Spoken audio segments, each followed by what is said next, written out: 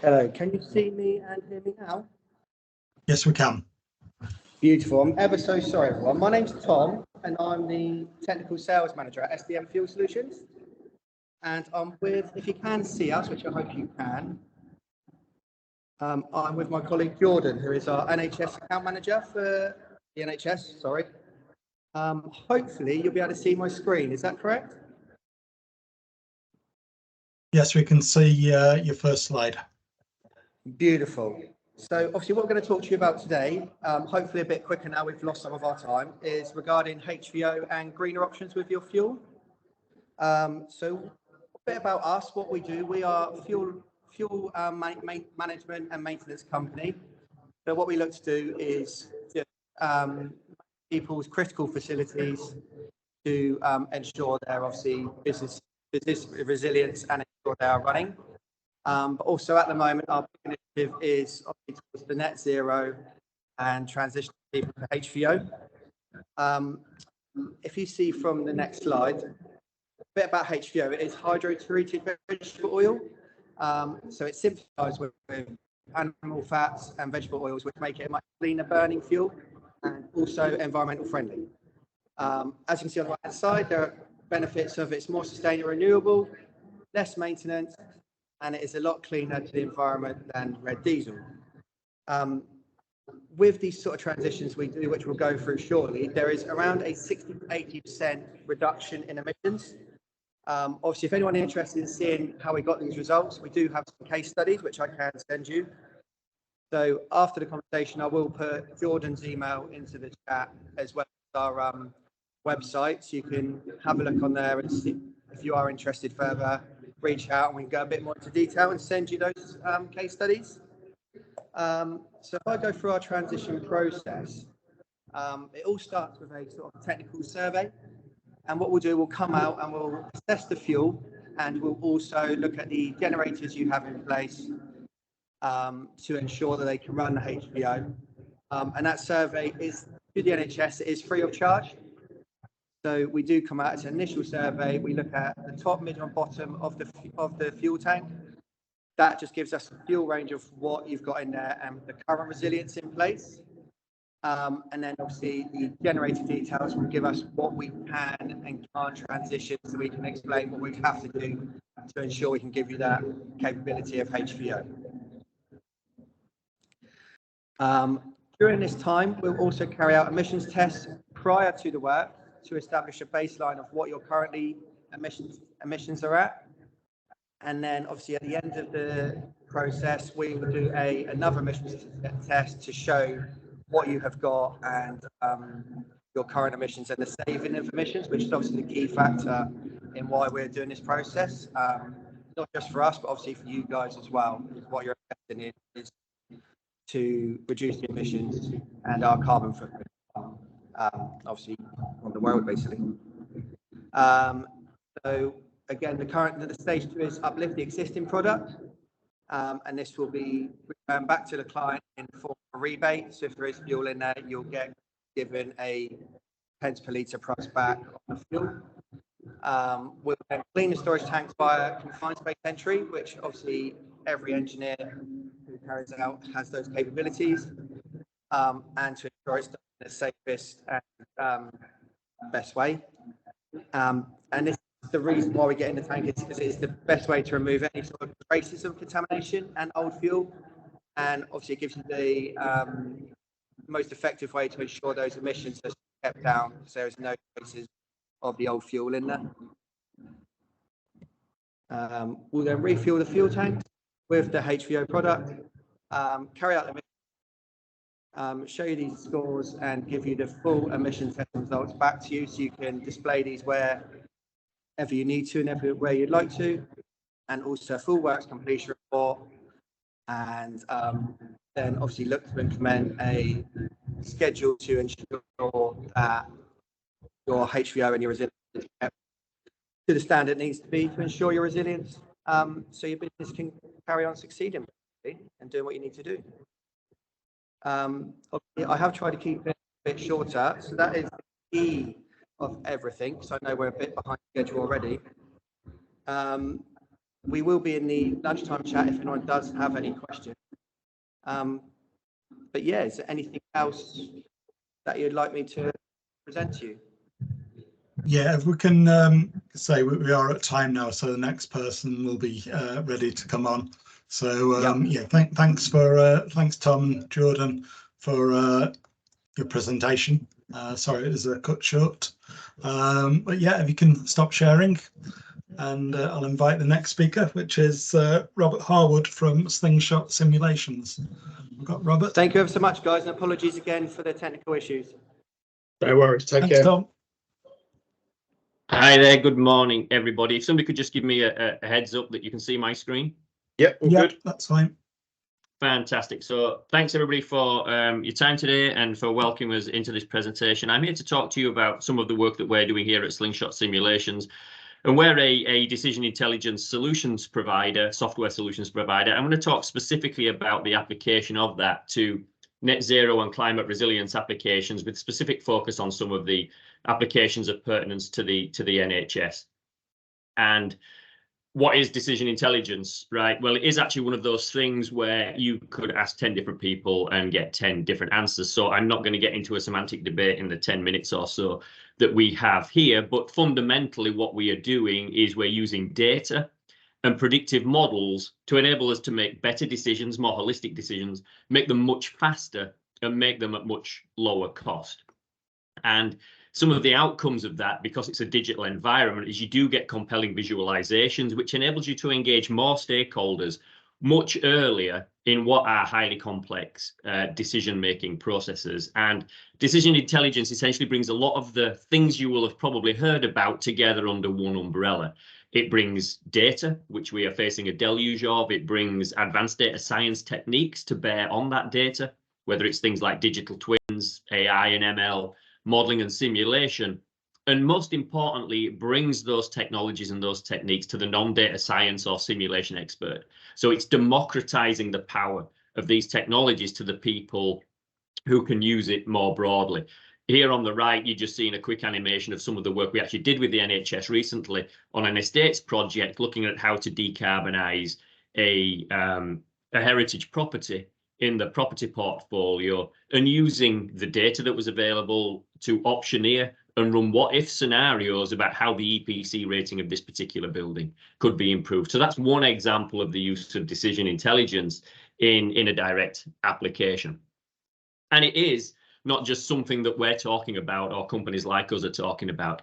It is, in fact, a key strategic technology. And this is an extracted image, and I apologise, it's a little bit of an eye chart, but I recommend people take a look at the UK government's Transforming Infrastructure Performance Roadmap 2030, where these types of approaches are specifically called out as the technologies that are the critical enablers to get from the big societal outcomes that we're chasing right down to the tangible actions that are going to make a difference to the things that we do. So that's a published document. I'm happy to share a link, and it's included in the presentation there. And that's what we're focused on. We're focused on making decision intelligence accessible, so the people that are making the decisions get access to that as quickly and as efficiently as possible. We have a software as a service product that we've produced called Compass Engine that is built on over a decade of foundational research. And we specifically focused on place-based decision intelligence. So it's applying data, models and simulations in a geospatial and a temporal context. And what the customers we're working with are telling us that it's speeding up their time to insight in supporting their decision-making process by up to 80%.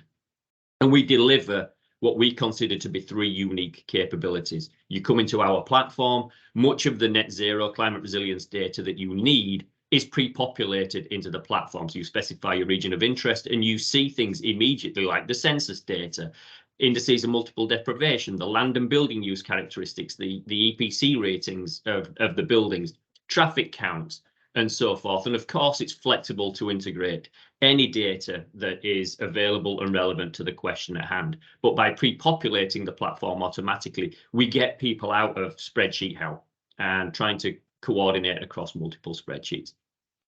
Building on that data, and this is where the power really starts to come to bear, is that we embed models and simulations to enable not just a siloed perspective. So we're not just looking at this from a traffic angle or from an air quality angle or a particular health condition angle.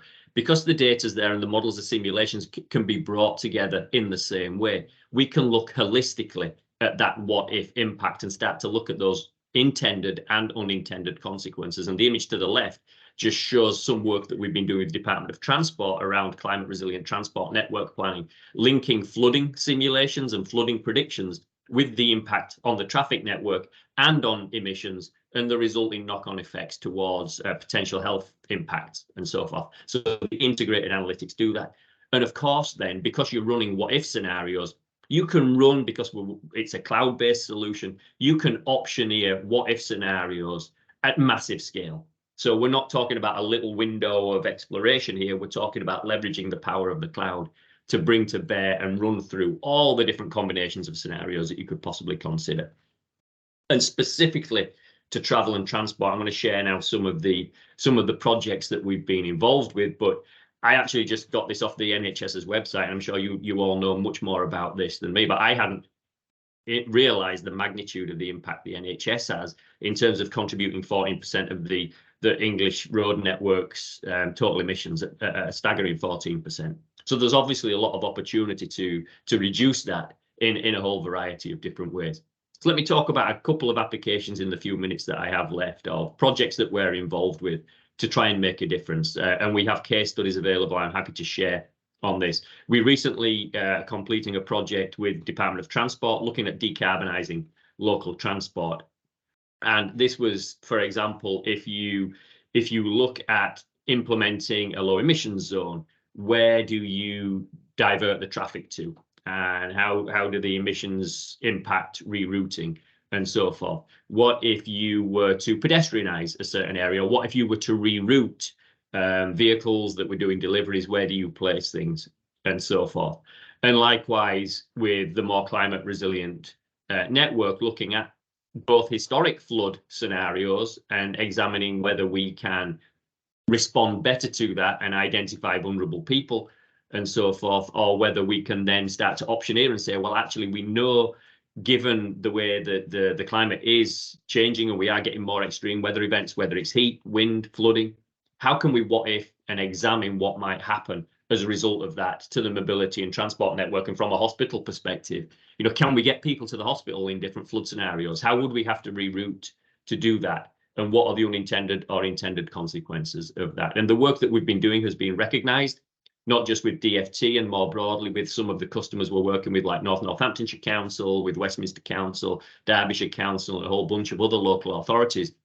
It's been recognised by the Transport Research and Innovation Board, and where a specific use case in their published roadmap that they launched earlier this year with full political support, and we're in that roadmap as a specific use case of how decision intelligence and digital technologies can make a difference to the technologies that we're making. So just in terms of kind of questions and next steps, obviously we don't have the time to get into the double click on all the details, but let me just put my hand up and say thanks to Pete and the whole team for facilitating and enabling our participation in what is a really important and excellent event.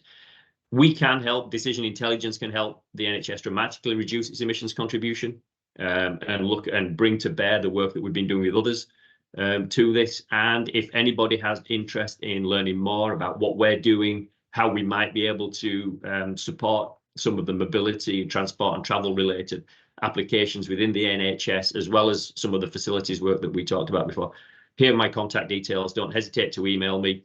I'll be in and out of the sessions today, but I will be monitoring the chat as it goes along. So feel free to share with me your contact details, and I'll respond either through chat or email, and we'll go from there. So with that, I'll stop sharing and pass the floor to the next speaker. Well, we've still got 5 minutes, Robert. So has anybody got any questions for anything they've heard from Robert's presentation?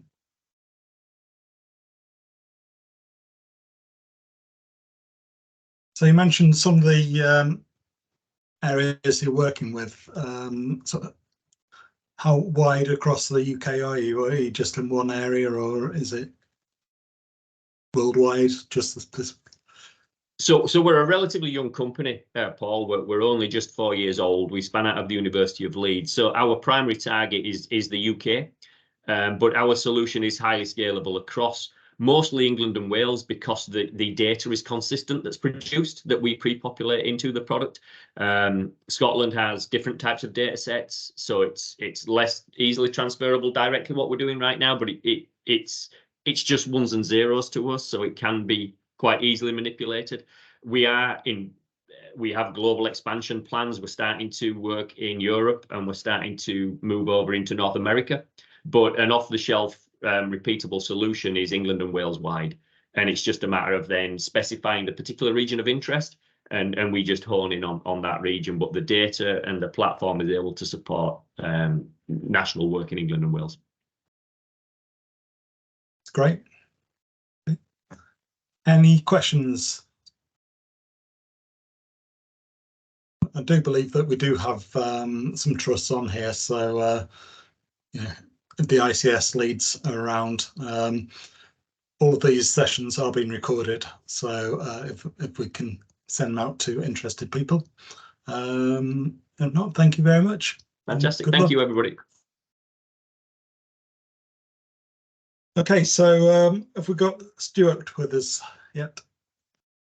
Yeah, good morning. Good morning, everybody. Stuart, Lovely. Thanks for few minutes. Yeah, listen, that's the bonus. Most people are trying to tell me to cut it short and get off calls, so it's nice to have a few extra minutes and say, listen, it's a great event. A huge amount of organising goes on behind these things, which most people don't see, but I certainly know from events like this that we try and attend that there's a massive amount of putting together that goes on behind the scenes. But I'll share my screen. I'll jump in with some Trailar information. If somebody can just let me know that you can see my score. Yep, let me just. Good. Sorry, Pete. Let me just. I need to turn the sound as I share. Bear with me. Sorry.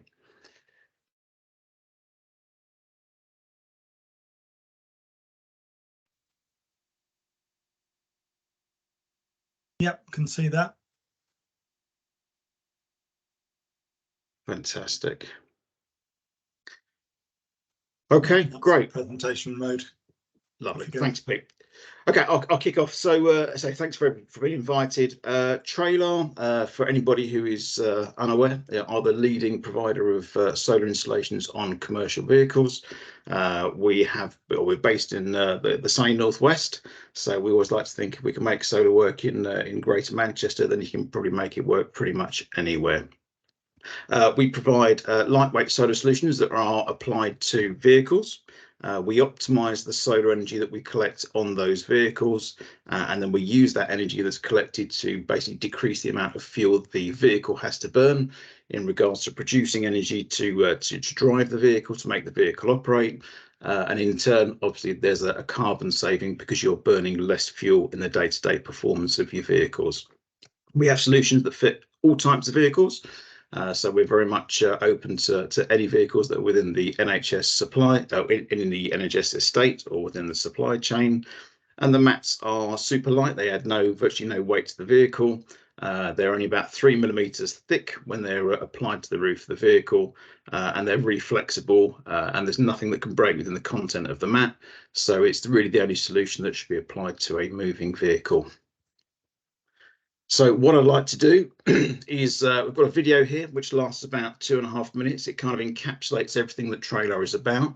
I'll play the video and be quiet for 2.5 minutes, and I'll come back to you straight after. At Trailar, our mission is to drive the transport industry to a greener, more efficient future. The industry faces the continuous challenge of cutting operating costs and driving performance to meet customer demands, whilst investing in reducing its environmental impact. Trailar's award-winning solar technology actively supports logistics, public transport and waste management services by lowering fuel consumption, emissions and significantly improving battery health, all whilst providing critical telematic information. This technology provides transport operations with the opportunity to innovate their fleet without the need for large investments in assets, infrastructure, or changes to their business. Using ultra-thin solar panels fitted to the roofs of commercial vehicles, together with a smart charge controller, Trailar systems provide solar energy to power all onboard electrical equipment. This reduction in the requirement to create electrical energy via the vehicle alternator and the burning of fuel provides operators with a fuel saving independent of driver performance, leading to greener and more efficient transport operations. The technology is also beneficial to electric vehicles, with solar energy used to increase vehicle range. Trailar systems never sleep, meaning that even when your vehicles are not in use, the system ensures your batteries are charged to the most optimal level, meaning you're always operationally ready. The Smart Charge controller connects to the vehicle's diagnostic systems, as well as onboard sensors to capture real-time telematics. This data is accessed via the Trailar Insights web platform, with telematic data key to driving operational performance further through better informed decision-making. The platform allows customers access to data on asset utilization, vehicle battery health, live GPS tracking, tail lift usage, plus fuel and CO2 savings obtained from solar energy.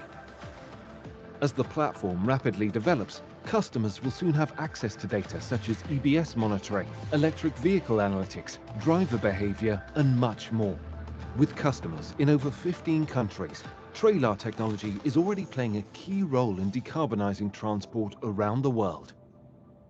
Together, you can make your operations stronger and more sustainable than ever. Join the evolution of transport.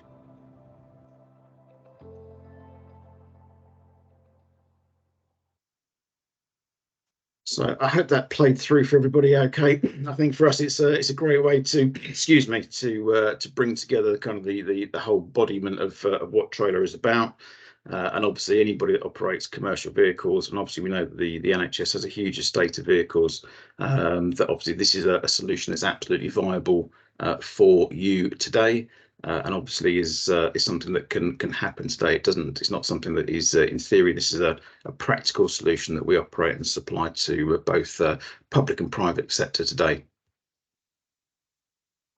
So there's 4 key benefits of applying Trailar to your vehicles. Fuel savings, as we've already covered.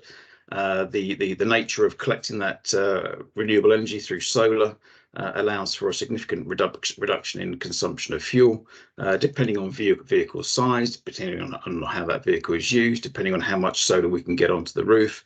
There is an annual saving there between 360 and 810 litres of fuel per annum, and that again will go across the whole range of vehicles. So again, we can very cleverly give you some ROA data based on your own particular estate of vehicles, your own particular use case, and we can personalise that information so it is absolutely relevant to you making an informed decision about whether you want to onboard Trailar or not. The CO2 savings, are obviously a direct result of the fuel savings. So by saving fuel, that in turn obviously saves the carbon being pushed out of the tailpipe. Operational benefits, we do have a very holistic approach to looking after your fleet. Within some of the options that we have of the models that we have, telematics and connected vehicles. This allows information to be gathered and put through a customer portal for you to be able to access, so that you can actually use the information about how your vehicles are being utilised and determine whether there are further savings that can be made through operational tweaks and operational amendments, and you'll have that information to hand. All the information that's on there is very consumable. It's written by people who have sat on your side of the fence if you're involved in running and operating vehicles.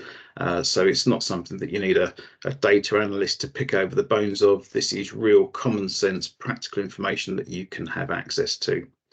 And the 4th key benefit, maintenance benefits. By having Trailar on board, you are taking wear out of your vehicle's maintenance needs. So key components, starter motors, alternators, batteries. With Trailar on board, you are actually preserving their life and taking some of the workload from them by using the solar energy that we can deploy into the vehicle. So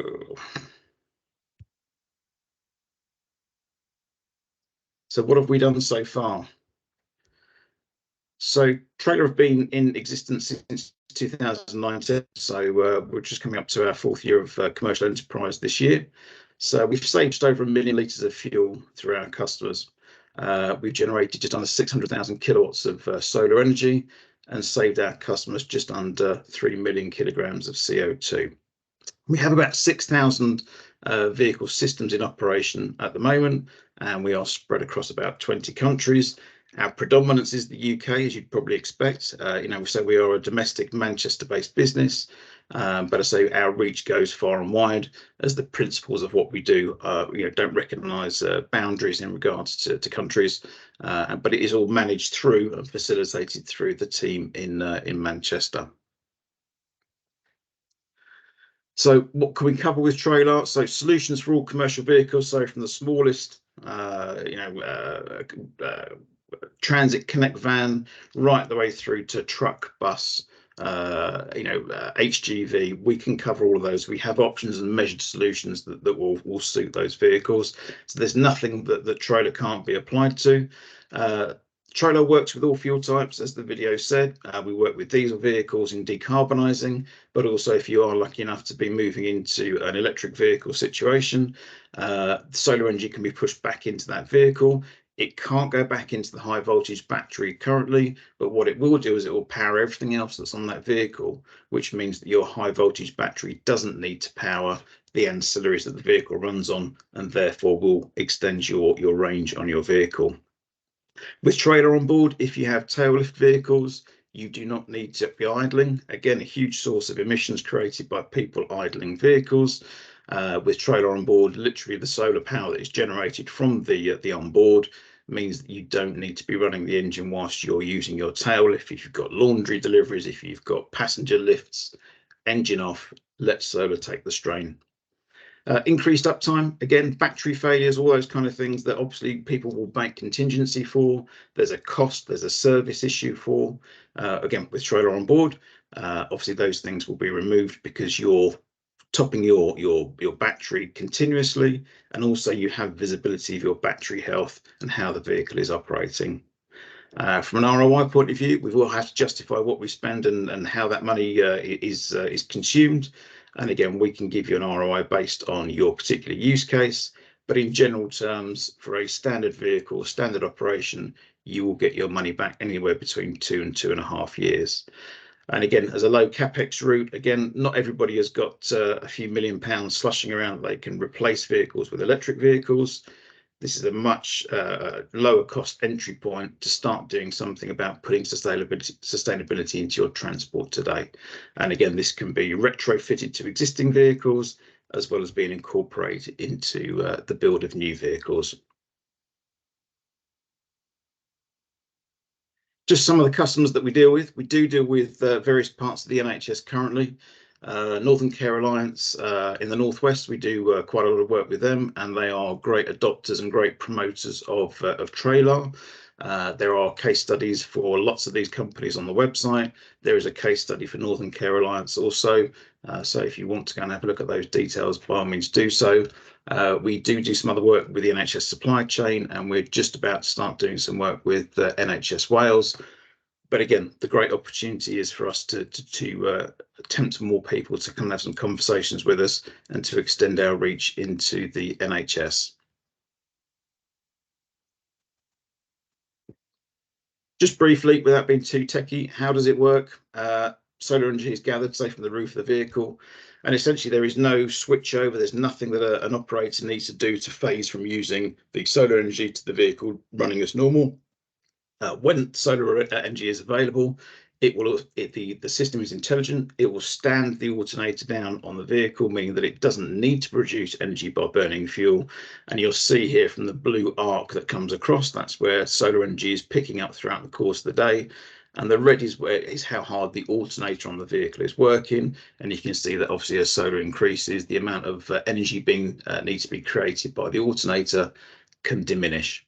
The system is tried and tested. This was tested at Millbrook Proving Ground, the national proving ground in the UK, which validated that the savings are apparent when Trailar is on board. And as a real world calculation, for every ½ kilowatt of energy that we can generate through solar, it will save you in turn a litre of diesel.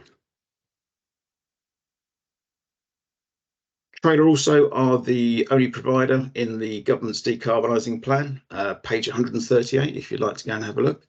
It took a lot of work for us to be included within that guide, but again, it does cite the benefit of having Trailar on board as a product, as a service that can start to decarbonise your transport. So again, as a point of reference, if you want to go and have a look at that, then please do so.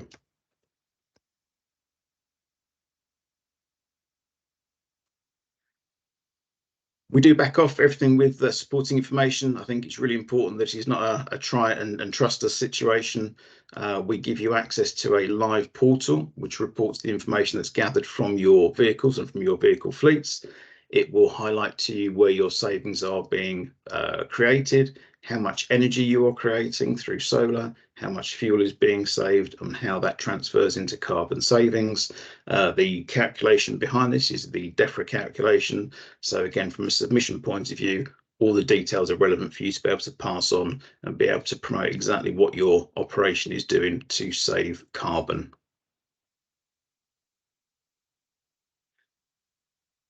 We were asked what it is that we want from you. Listen, we want to have more conversations with more people. That's the bottom line. We want to help you reach net zero. You know, we're doing it for a number of people within the NHS, local authorities. There's a great 2030 push for net zero. This is a real terms practical solution to be able to help you get there. And all that we really want is a conversation to be able to talk you through, understand your fleet, and then we can suggest to you how and where you can advance this as a solution or as an option for you. Any information that you want, please drop a note to info@trailar.co.uk. If you can reference the session this morning, that will be great. It will make sure that it will get picked up, and we'll come back to you with further information and book some time to have a conversation. You can equally email me, stuart@trailar.co.uk, and again, more than happy to pick up with you or connect with us on LinkedIn either. Again, we can start a conversation. It's not a hard sell. This is about us understanding what your needs are, your operational needs are, and how we can support you in getting there. And that is me. Paul. Thanks, Stuart. That was great. Nice to prove that we do get the sun in the northwest occasionally. Yeah, I mean, you know, I don't see it very often myself, but apparently it is up there somewhere. Right.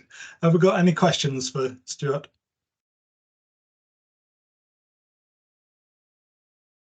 Question from Graham. Do you want to come off mute, Graham, and ask your question rather than me reading it out? If you insist. Just a quick question. In the images, basically, how are the panels sort of secured to the top of the wagon, for example? Yeah. It looked like they might be magnetic, but I presume they have to be secure fitted, otherwise they get blown off or such. Yeah, absolutely. So the mats come with a self-adhesive backing. There's a 3M backing on the mat itself. So once the mat goes down, the mat is down for life. It's not something that you can peel up, transfer. But obviously the nature of the system is that, you know, within a couple of years it's paid for itself, and therefore you don't need to look at reusing. The mats do, as a bit of collateral, the mats do last for 25 years. There is no glass in them. There's no polysilicon in them. They're probably the most environmentally friendly mats that you can have. And again, from a durability point of view, you know, it's not something you've got to worry about being struck or hit and then making the mat ineffective. Very cool. It really is the proper stuff for a transport setting. I mean, is there an idea that they would be rolled out, because obviously housing and the like as well? I mean, and the infrastructure needed to install. Is that a future product for that market as well? Yeah, so Trailar do provide lightweight solar for roofs. So where you have tin roofs or non-load bearing roofs where normal standard PV wouldn't be applicable, we can fit this product to a property as well. It is more expensive, but again, say the flexibility, the fact that you can bend the product and flex it, the fact that it's only 2 kilograms per square meter means that it's got lots of settings that would be available. But I say, you know, we do and we can fit to property as well. Yeah, no, thank you. That's great. Thanks, Stuart. Just coming up to your time, so thank you very much. Yeah, pleasure. Thanks all. Thanks. So, got James with us next from Voltbikes. Got James?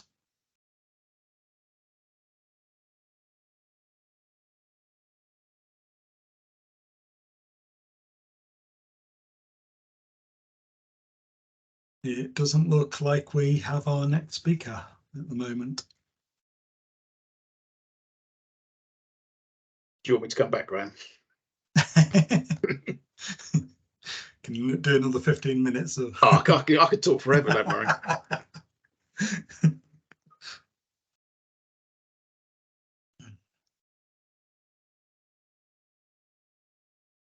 I'm reluctant to sort of skip over the whole 15 minutes because somebody might be joining our next caller. Just see if I can see if they are available elsewhere. Bear with me 1 second.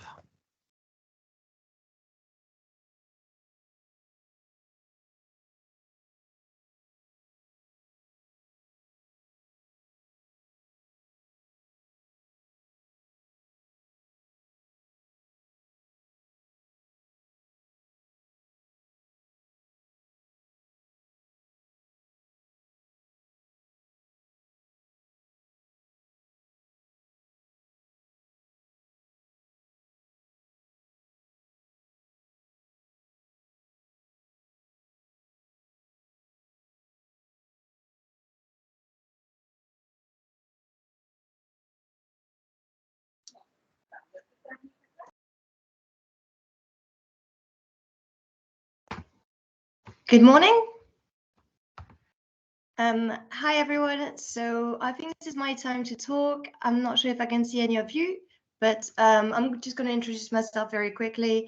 So I'm Matilda. I work for Voltbikes. We are a British e-bike manufacturer. We've been in the business for about 12, 13 years. And I've been kindly invited by Pete today to maybe discuss how we can help you or help the NHS in general to reach their net zero goal, as we've been supplying bikes for trusts, GP practices, and just staff in general. So we've done that by offering different things. So we work with cycle to work schemes, so we pretty much accept all of them. So this is mostly for staff. We've come up with solutions like leasing or other solutions to help like trusts and practices to get a fleet of e-bikes for their staff to use for maybe patient visitings or other things. And also we have a NHS page for any like marketing. So we, for example, print posters and flyers and whatnot for people to have in their trusts and practices, and kind of like scan a QR code. So if they want to see what we offer and who we worked with, this is what they can do. So we, for example, supplied bikes for the Hobbiton hospital. So these guys have about, I think, 10 bikes, and they're using the bikes to visit patients locally to the trust. So not only is healthy and is helping them to visit their patients without being stuck in traffic, but it's also helping obviously with the planet. And when they turn up with their bikes at the patients seem to be very interested in cycling. So sometimes they get on the bike, and I know in some councils cycling has been made available through prescription. So I think in this country there's a lot of people overweight and people who suffer from not going outside. So this is a great solution for people to try when the doctors or nurses are.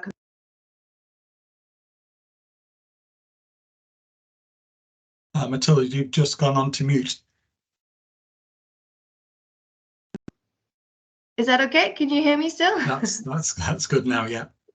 Awesome. So yeah, so it kind of like sets a good example for staff and for the patients, and we've been inundated with great feedback from trust and patients as well. So we kind of like have a lot of interest for trust to get fleets and maybe try. So at the minute, what we're working on, because we know that the NHS doesn't have much budget, we have this system available, which is leasing. So we can basically rent an e-bike monthly. I mean, daily it's about £2.80. And this is including maintenance. This is including services and theft replacement. So if you get your bike stolen, this can be replaced. And at the end, you can cancel this anytime, or you can choose to own the bikes, and at the very end, so you just have to pay a small amount to cover the bike. So this is something that's possible as well, that we've just started doing it because we've realized that with the cost of living crisis and the NHS not having budget, we just had to like look into new solutions to offer bikes, if that makes sense. So I don't know if any of you have any questions. I'm more than happy to answer other questions if you have any.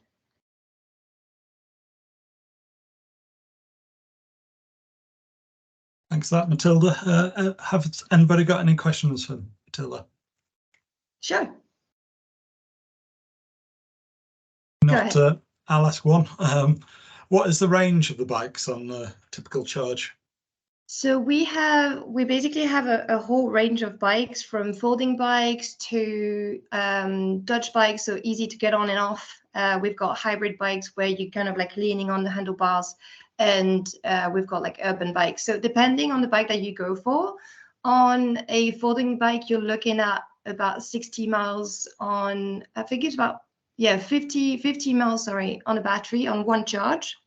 But it also depends on like how much you're using your battery. So if you're always, rinsing the power, you're going to get less. If you're really putting so much weight on the bike, then obviously the power is going to be less, and the mileage is going to be less. But if you're really careful and you stay on eco all the time, you can really reach that 60 miles on one charge. The rest of the bikes, not the folding, so hybrid, Dutch, and whatnot, you can have a range of about 70, and our premium bike goes up to 90 miles on one charge. So that's a lot if you're looking to cover a big area, if that makes sense. You've had an endorsement in the chat. Don't know that, Alex Ford, if you want to give your experience on what you've had from Shrewsbury. Oh, sorry, I didn't quite catch that. There's an endorsement from one in the chat for the flyers you sent through from Alex Ford from Shrewsbury. So I just wondered if Alex is on and whether he wants to make any comments. Sure. Are you on, Alex? Alex, show yourself. We're not gonna eat you. We're very nice people. There you go. Hello there. Sorry. How you doing? Yeah, good. Thanks. I just this one. Yeah. So what was the question, or just to say hello? You maybe had a question. Yeah. Yeah, it's your experience, really. Is there anything to share with in Shrewsbury's fairly hilly city? So how are you using the bikes, or proposing to use the bikes? Well, what I've seen. So on our recent audits, we have about 75 staff that cycle to work every day. But this is on a backdrop of like 1,200 car users that come on site every day as well. But still, 75 bikes is good going. It's and it kind of helps the congested car parks. Yeah. But what I've also noticed with our cycling community over the last 7 years doing the job is we've kind of developed a kind of new generation of cyclists, should I say. So we've moved away, or our cycling community have moved away from supermarket style bikes up to around about hybrid bikes, and Okay. now we're actually coming into the new generation of e-bikers and a new generation of cyclists, really, because what e-bikes do or enable staff to do is take on those difficult hills that surround your hospital as such. And Shrewsbury and also our Telford Hospital have a number of hills in the vicinity. And basically, for me, because I live 12 miles away from work, as and when I do cycle now and again, it's 3 hills, and it's actually the last hill that I actually find a killer. And I must admit, I don't have an electric bike, but it's the cost that's kind of been putting me off, really. Yeah, it Although is. although we do have a good cycle to work scheme provider, VivUp, and I believe Voltbikes is part of VivUp, so which is good. Yeah. And we've recently increased our limit from £2,000 on the scheme to £3,500, and I think this is where we're actually seeing an Uptake. increase Mhm. of staff uptake, and I'm starting to see it with the thing with cycling and promoting cycling at your workplace. You've actually got to invest in the proper infrastructure. The last Yes. thing a medical staff member wants to do after a 12-hour shift is to come out and actually find their bike nicked. And unfortunately, it does happen. And so you've got to provide secure cycle shelters. Now, I'm recently looking to purchase another 4 cycle shelters through our charitable funds system. And you actually have to do a bit of shopping around to get the best value for money still. So, and the one thing that I generally do is I go for a kind of pin-coded cycle shelter. So staff have to approach me. I get the details of their bikes, where they're coming from, etc., and automatically join them to our bicycle user group. So that actually kind of shows me how our cycling community develops. So Absolutely. I am very happy that you said all this, because I'm so much in the business that sometimes you forget things like this. So obviously our e-bikes can take you up any hills. We used to be called, cheaters, but then I think people now realize that you still have to choose your power mode to understand how much effort you want to put in. So if you're going to be in a high power, you're barely going to pedal, it's going to take you away. However, if you want to ride in eco, you're still going to have to put an effort in. So there's still this like exercise sort of side of things. In terms of the facilities, it is important to have like a safe place for the bikes, not only for safety so they don't get nicked, but also for the batteries to charge. So this is something that we also work with a lot. So we have a page dedicated for that, where we have solutions with people to kind of like make sheds and secured locking system that can be like in the floor or literally like part of the little building. So we've worked with a lot of people like this to come up with solutions. So I'm more than happy to help you with quotes or whatnot. And yeah, I mean, I don't know how long I have. I don't know if it's 15 minutes that I have. I don't want to. You've got about 1 minute left. 1 minute left. Okay. So yeah, I think you've got my email, so you've got the website as well. If you visit the fleet page, everything is on there. But we can also send you more information about storage, battery, because obviously everyone talks about battery fires. Ours are Panasonic, so they're putting through tests like for safety and everything, so we can also educate people on how to look after their bikes and their batteries and etc. So yeah, if you have any questions, feel free to hit me. My email is matilde.reno@voltbikes.co.uk. And otherwise, you can visit our page. We've got the page for the NHS, which is voltbikes.co.uk/NHS. Perfect. Thank you so much for having me. Thank you.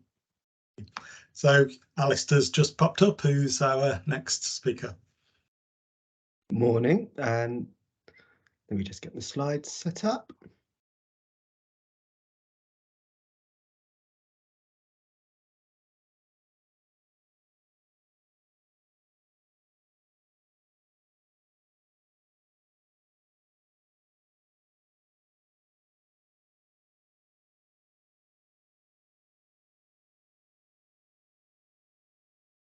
Is that coming through? No. It's got a black screen at the minute. It might just be taking time to come through.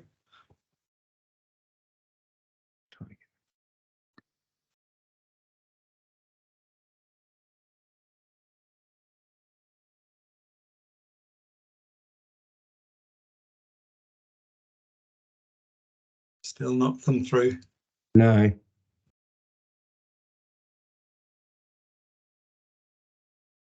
If you've got the presentation open, you can share the window or you can share your screen, whichever is more convenient for you.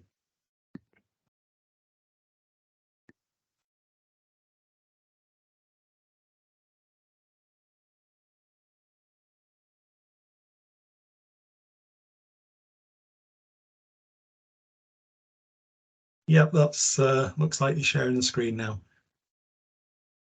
Okay. If you can put it into presentation mode. Yeah. That's good. Is that coming through? Lovely. Yep. So morning all, my name's Alistair King. I head up the Health and Social Care Department at USmartThing, and I'm going to spend 10 minutes or so just talking to you a little bit about who we are and what we're doing. So USmartThing are still a relatively young business. We've been around for 10 years, but the first 3 or 4 years of that has been the development stage. So we've been commercial for around 6 years now. So we provide a travel demand management solution, which we call the Traveller System. The Traveller System provides bespoke and personalised low carbon journey plans to customers, patients, individuals across any organisation which relies on people travelling in or out of it. We work with public and private sector organisations across the UK. We've got a handful of customers in different continents and countries as well. And we started really in the major events and conferences sector, but quickly gained attention from wider sectors and markets, and have since been working with a number of local authorities, integrated care systems and boards, healthcare providers, major sporting events, areas of cultural significance, and we're partnering with all of the major transport operators across the UK.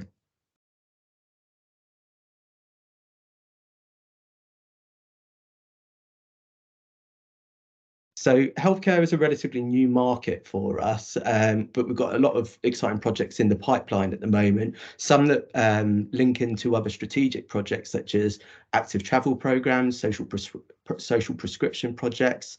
Now, the challenge around getting an individual to the right place at the right time isn't unique for any customer-focused organisation, but the difference is with the NHS is that the impact of missing appointments or patients having a stressful journey could end up being life-threatening for them. So last year, missed appointments and did not attend, or DNAs, cost the NHS approximately £1 billion in secondary care, and it was just shy of half of that for primary care, around 420 million. And equally, with nearly 10% of all NHS carbon emissions coming from travel to and from hospitals and primary care as well, there's a responsibility on the trusts and the providers to provide the tools to their patients to make informed and sustainable decisions around how they travel to and from their appointments. So how does the platform work? So once an appointment or a consultation is booked in, an automated web-based link would be sent to a patient's mobile number via text or to their email address. This essentially means there's no need for any new applications to be downloaded for the patient, and it can be easily integrated into any of the existing workflows or processes or patient engagement portals that might already be in use across the trust. The travel assistant provides a number of journey options similar to what you would see on things like Google Maps or Safari Maps, and they provide a range of transport modes to ensure that there's full inclusivity and making sure that it can cater for any situation of that patient. However, as part of our journey plans, we do promote two key areas, really. The first one is around the most sustainable route from a carbon output perspective. And secondly is the routes which promote active travel, so encouraging people to walk to their appointments, cycle where they can, or take a hybrid approach, which has been taken really well for people that are either living in rural or suburban areas that are travelling into more urban settings for their care services, which is essentially where they would drive part way, park their car, and then walk the remaining route, take public transport or cycle, whichever way they want to. So we also provide clear information around the time it takes for each part of their journey, the carbon that's emitted for each part of the journey, an indication on how many calories may be burnt for each part of that journey as well, and the financial cost to the individual as well. And each of these information points helps them evaluate and assess what is the most suitable route of transport and travel for them to reach their care setting. So the travel assistant also provides wider functional benefits, such as autonomous communication to the patient on the lead up to an appointment, reminding them of the consultation. So my local trust would tend to contact me 2 weeks before an appointment to remind me, 1 week before, and then probably 2 days or so. And that would usually be managed actually by like a call centre, someone calling up just to check in to make sure that I'm aware of this. This can automatically be done through our platform, and this repetitive and cyclical approach has proven that improves the attendance of patients and making sure that they can try and drive down some of those did not attend instances.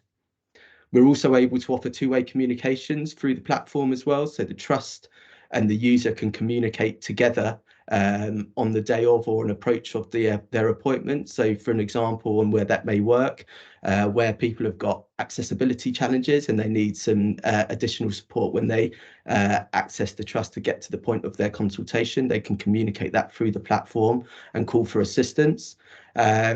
Also, if they're running late to their appointment, they can communicate that back to the consultant, and the consultant can make a decision whether to see another patient first or rearrange or make the adjustments as necessary. So one of the questions that tend to come up when we speak with people around what are the key differences between this and other wayfinding applications that people use on a daily basis anyway, like Google Maps or Safari Maps, and hopefully over the next slide or two you can start seeing the USPs and the clear difference for USmartThing. So our platform is highly configurable, which enables something that we call hyper-localized location settings for your organisation. That essentially means that we're able to map out a hospital or a site with exceptional detail from a 3D site like you're seeing in the picture at the moment, right through to the corridors of the trust or the organisation or the hospital they might be visiting. We can also colour code the departments and the wards as aligned to what you may have within your hospitals already. We also offer something that we call the last mile configuration as well. This helps trusts and organisations guide patients and visitors to specific entrances, car parks, EV chargers, disabled bays, ultimately improving the flow of traffic and people across a site. Now, in respect to integrated care systems and place partnerships, we also map out broader regions and health economies based on all of the care providers across that region. That can be then put into an interactive map that can be put onto their website. This has been used to help patients navigate across regions, certainly helps visitors when understanding how they want to plan their journey to go and see a friend or a loved one. And also we've got a project underway at the moment where we're looking to use that for a training and development process with new staff that are joining the team as well, for new staff that are joining the hospital. So the first part of this has really been focusing on sort of the front end of the platform and the benefits to the patient and the user. this is mainly around the back end of the platform, and this is the area that that our clients can't live without, essentially, with the platform. And this is really around the data and the analytics that we're able to draw. So I've taken a few screen grabs. So one of our key clients was the Birmingham 2022 Commonwealth Games. And in the top left-hand corner, you can see a heat map, and this shows where everyone travelled from the UK. This also goes all the way over to across the world, really. Australia, you can see how people travelled over from Oz over to the UK, what the mode of transports they took, how long it took them, and also what their carbon output was from that journey. There are some key data points that we capture throughout this process, and are available to anyone that has access to the platform. And so some of these key points are: how many people travelled in and out of your organisation on a daily, weekly, monthly or annual basis that have used the travel assistant, what mode of transport they used, and the proportions of visitors that travel by foot, public transport or private vehicle, the distance they travelled, and how regularly they logged on to the travel assistant and engaged with the platform itself, and finally the carbon emissions from travel on a daily basis, a weekly basis, a monthly or an annual basis as well. So that's just a bit of a whistle-stop tour of the platform. I've left my contact details on there. Really happy to set up individual conversations with trusts or ICBs and talk you through the platform in more length, talk you through some of the case studies. There are some resources on our website for thought leadership pieces around this as well. Please do log on and have a read. And that's it from me. Thank you, Alistair. Anybody got any questions for Alistair? You want to come off mute and give us a shout?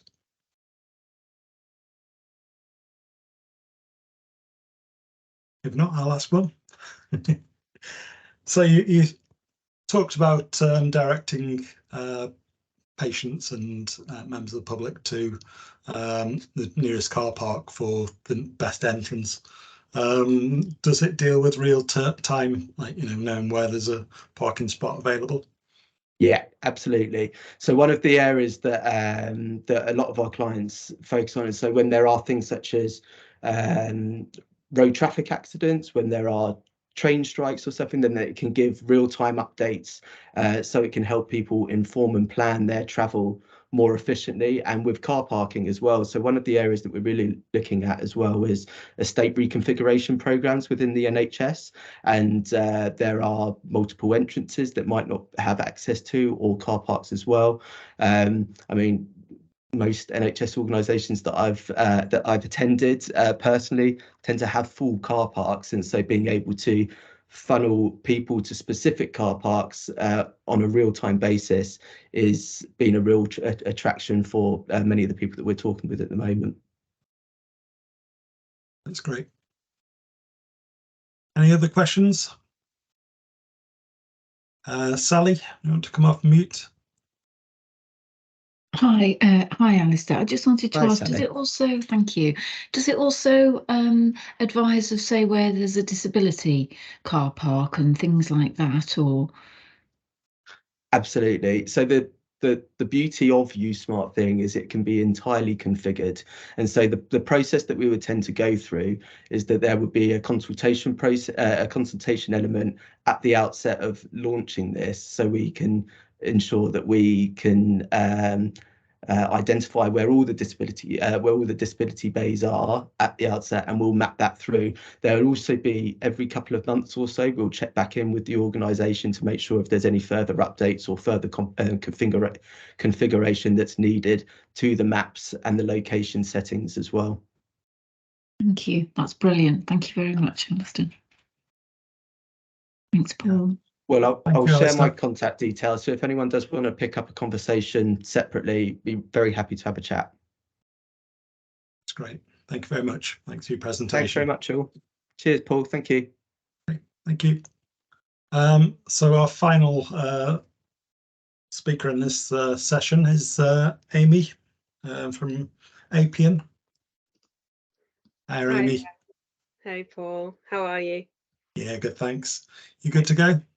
Yes, sorry, it's a bit of a drive-by from me on a very busy Thursday. Am I okay to share my screen, share a few slides? Yep, you go ahead if you click on your share. Thank you.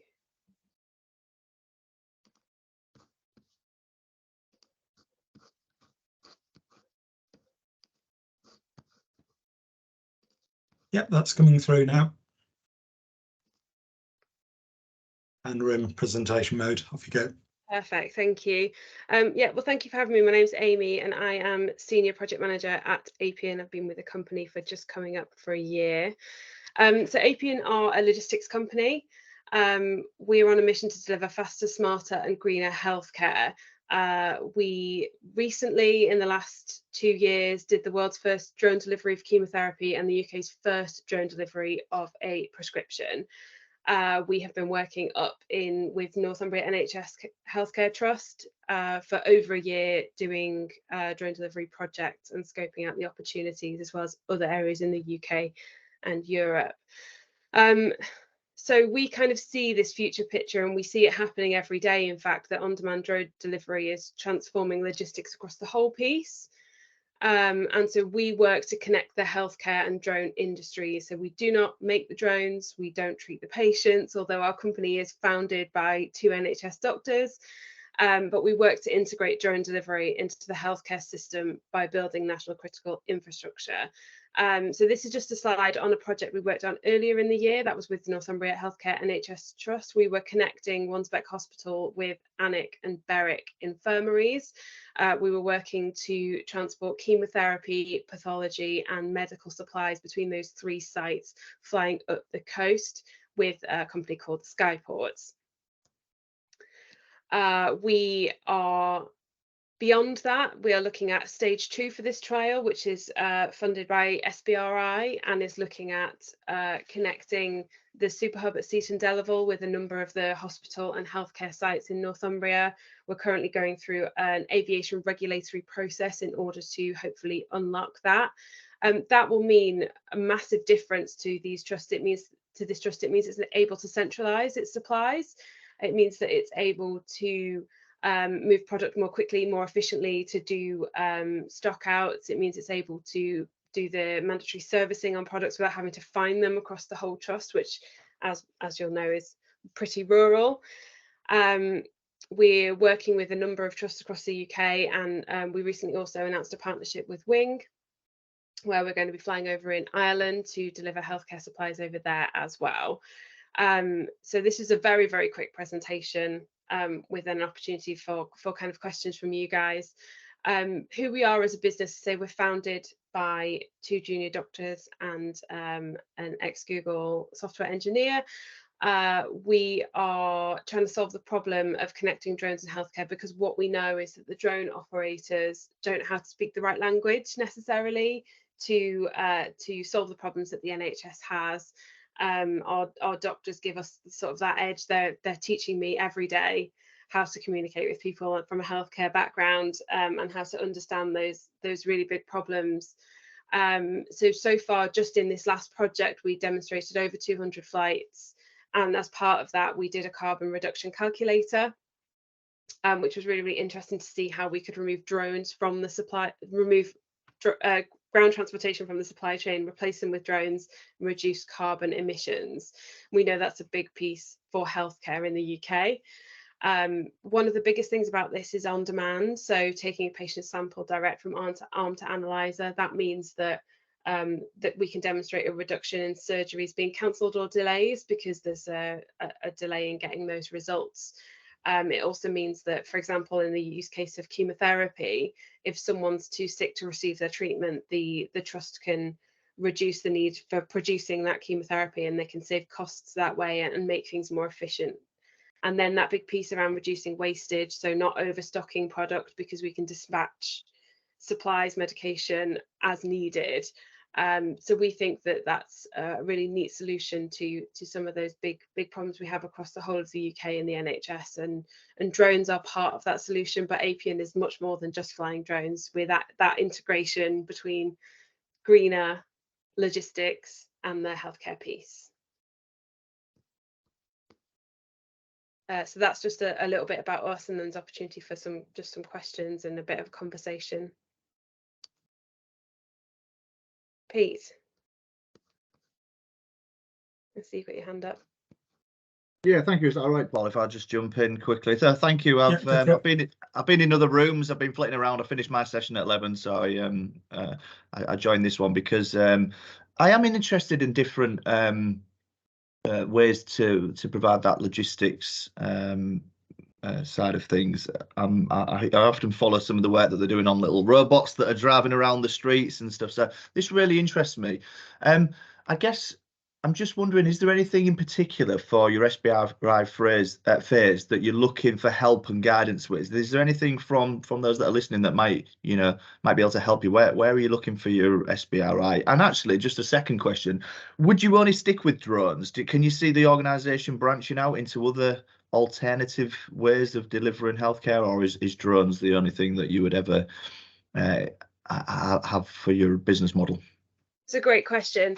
I think our approach is around any vehicle that is faster, smarter, greener, that helps with the supply chain. So of course, a drone technology at the minute has some limitations in terms of the amount of volume it can travel, the weight it can travel, like how far it can go. There's also lots of other emerging technologies you talked about, the little robots we know down in Milton Keynes. We've got the Starship robots that are delivering takeaways and food, and they move around the streets fairly safely. And we see products like that can also be integrated into the supply chain, as well as just green vehicles and more efficient storage and transportation. I think that's the thing for us, is that as a service provider and a middleman between logistics and the NHS, that's kind of our wheelhouse. There are lots of ways to make it better, to make it greener, to make it smarter. Drones are, I think, the quote unquote sexiest part of it. They're the bit that gets people's interest, and it is a huge part of this solution. Drones being integrated into our airspace will make a huge difference for us. But there are other solutions as well, and we're not naive to that, and we're not stubbornly saying it's drones or nothing. We're saying, we've got electric vehicles, we've got centralization, which provides a huge part of the solution. I guess as it relates to our SBRI funding, like, we are just always looking for feedback and to have conversations with people who are working in the area, who are interested in what we're doing, who can provide use cases or context or stories. And that feedback is really crucial.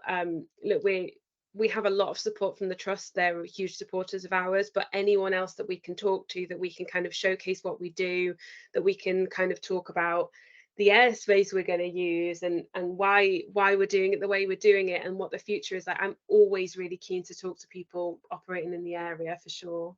Lovely, thank you for that. And you might even have an offer in the chat as well. So thanks, Amy, and keep up the good work. Thank you. Yeah, we've got Alex again. Do you want to come on screen and ask a question? Hi there, Amy. Alex from Shrewsbury and Telford Hospital. So again, I kind of come on these events just for new ideas, etc. And some of them can float, and some of them, just go on the kind of the back boiler type thing. So Shropshire is a very large county. We go all the way down to Ludlow and as far north as Oswestry and Whitchurch, really. So really, just kind of interesting to, as you're the key focus on drones. So what kind of mileage distance are we talking about, and what kind of? Because I know nothing about drones, and yeah. It's a great question. So what we would say is we're drone operator neutral, and what that means is that depending on the use case, we would connect with the appropriate operator for that. So we've got operators that can cover a maximum of 6 miles, and we've got operators that can cover a maximum of 100 kilometers. Okay. And the technology is always evolving, but so we have an incredible aviation team that really kind of know everything about the technology that's emerging and work with proven, safe, highly regulated operators. And what we do, because it's not just about the drone, is what we tend to do is we come in and we we gather data from yourselves as a trust, and we kind of look at the supply chain and the logistics and where things are stored. We can make recommendations through business case analysis that says, you know, if you were to store X product in X location, you could use drones for this part of your supply chain. You could supplement your existing, you can, you know, you can use on demand, so you can keep your existing supply chain and have drones for this on demand service, which is crucial between a hospital and a lab, for example. So it's really quite bespoke, and that I think is why it works, because we've got, I think Northumbria Trust is one of the most rural in the country, and has these like pockets of highly dense population and these great swathes of sort of empty space. So with the long range drones work really well for that. You know, if you were looking at Manchester or London or Newcastle, you might only need to travel the 6 kilometers. It's the ground journey can be so slow. In London, for example, the average speed of a vehicle is 7 miles an hour because of traffic density. So drones could, you know, if that were to be possible, make a huge difference there. And it's the same in a lot of cities in the UK. Yes, and I think we liken ourselves very similar to Northumbria, really. Yeah. As in space, etc. So yeah, okay, that's fine. Well, I've noticed you've put your email address on there. Have you got any funding from the likes of, oh, my mind's gone blank, but there are Innovate or this, that, and the other? So we were in the previous round of the Innovate UK Future Flight Programme. We weren't successful in the second round. They allocated one project to healthcare, and that was Caylus, obviously doing fantastic work up in Scotland.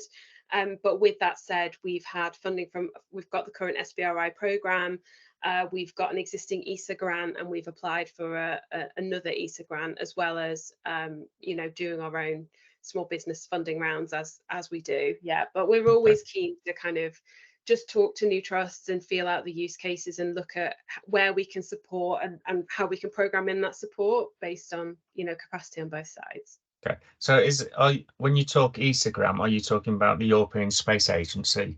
Yeah, that's it. Yeah, because I've had another company contact me with a slightly different offer to do with telematics, etc. With ESA grant. So yeah, so that's interesting. Okay. Yeah. Okay, thank you. Thank you, Alex. Thanks. I just wanted to come on the back of that, Alex, and thank you for your question. And you made an observation, like you say, sometimes things land well, others don't. And as I tried to say in my opening presentation, that is absolutely fine. But, you know, thank you, as I said, for just making those connections, because I think Amy appreciates it. Sometimes you just need, our innovators just need people to talk through the practicalities, the use cases, the challenges. So, you know, and I've just said it in the last group, you know, this is the beauty of having these sessions. They're almost like informal market engagement events. No one's under any pressure to do anything. We can just ask questions and probe a little bit more. So brilliant question, and thanks for your input. Yeah, thanks, Pete. And yeah, to echo what you said, thank you for having me here to talk. Please, if anyone wants to reach out to me and we can sort of have a chat, I'm really, really happy to do that. We can make time across the business. It'd be myself or one of my colleagues. You know, we're always up for kind of seeing what we can do and just kind of helping out with, as I say, the supply chain piece. Thanks, Amy. Thank you. Great presentation, as they all were. So we've come to the end of the session this morning. Next session is another panel discussion. So if you can find your invites that Pete sent out earlier and go to that session, leave this one. Thank you.